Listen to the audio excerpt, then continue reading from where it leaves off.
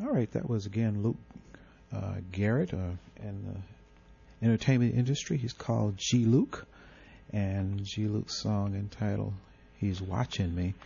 All right, we are back on again with our guests. So we're so fortunate and blessed to have Gordon Cavalier on, who's calling in from Michigan and talking to us about telecommunications, fiber optics, advanced technologies that are powered by fiber optics, and basically how those things are important to us.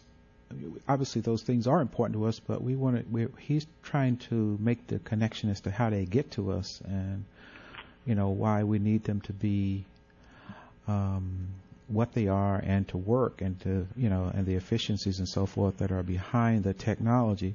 So, Gordon, you mentioned something that I am extremely interested in, and as I said, it's on the bleeding edge. But before you get into that, we were kind of talking behind the scenes, and Brother Richard Womack had raised a question. What was your question again?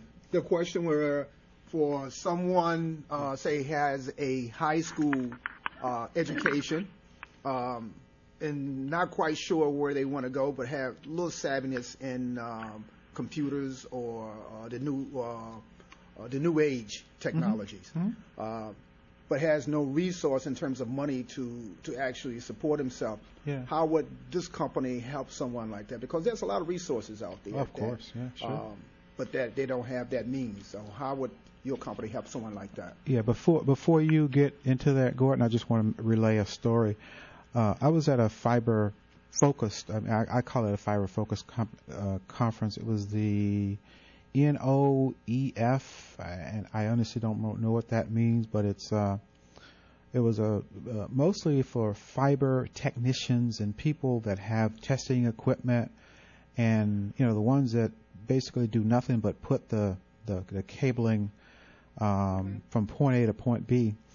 And there was 3 young men there, African American young men, all from NBC Studios from down in New York. This was out in Verona. They were all from NBC Studios, and these are the folks that go on to job sites where telecommunications and TV broadcasting has to link up, and they put in fiber and link up, bring the trucks in and link into telecommunications. And one of the guys was a supervisor, and he told me, he said, I got into this business just by luck, and he says I got a number of people that work under me, and I've given them opportunities to learn. And he was telling me about how he gave them on-the-job training opportunities. So certainly that's one of the ways.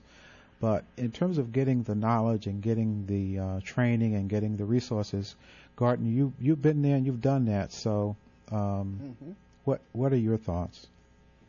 Well, I'll tell you, and this is a worldwide thought, and given the state of our economy, which is, even though it's recovering, it's not good, and there's a lot of people out there looking. If I was a young person today, I would start beating on doors, and I would try and educate myself through Google and through the website, and there's all kinds of webinars, there's all kinds of training sessions. It will take you from what is fiber, how do you spell fiber, to all the way up to how to engineer it, design it, deploy it. There's all kinds of technologies and computer-based